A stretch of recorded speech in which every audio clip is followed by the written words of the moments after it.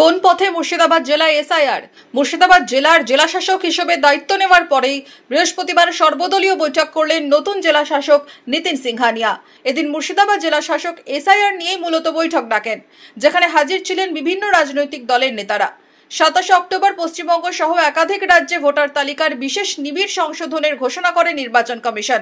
4 November থেকে প্রত্যেক বাড়ি বাড়ি গিয়ে এনুমারেশন ফর্ম দেওয়া হবে। 4 ডিসেম্বর পর্যন্ত বাড়ি বাড়ি ফর্ম দেওয়া হবে। মুর্শিদাবাদ জেলায় এসআইআর নিয়ে বৈঠকে কোন কোন বিষয় তুলে ধরা হলো রাজনৈতিক দলগুলির তরফে? এসআইআর করতে গিয়ে কি প্রবলেম ফেস করছি সেই সমস্যাগুলো তুলে ধরলাম। যেমন আমাদের দেশে, আমাদের এই জেলায় অনেক পরিযায়ী শ্রমিক আছে, তারা বাইরে আছে, তাদের কিভাবে আমরা এসআইআর মধ্যে রাখতে পারবো, তারা কিভাবে অ্যাপ্লাই করবে সেই ব্যাপারটাও যেমন আছে।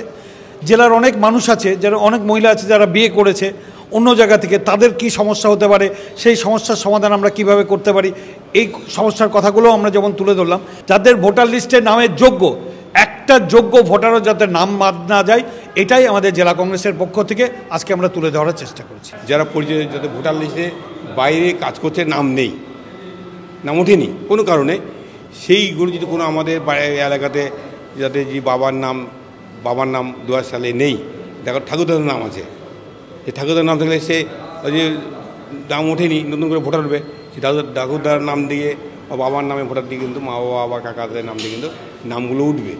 তো এছাড়া আমরা যেটা শুনেছিলাম যে ব্যাপারটা, সেটা আরও পরিষ্কার হয়ে গেলাম যে এখানে কোনো লোকের নাম বাদ যাবে না। ভোটার তালিকায় বিশেষ নিবিড় সংশোধন বা এসআইআর চালু হতেই উঠেছিল নানান প্রশ্ন। বাদ যাবে কত নাম? এসআইআর নিয়ে তুঙ্গে উঠেছে রাজনৈতিক তরজাও। এরই মাঝে সর্বদলীয় বৈঠক মুর্শিদাবাদ জেলা প্রশাসনের।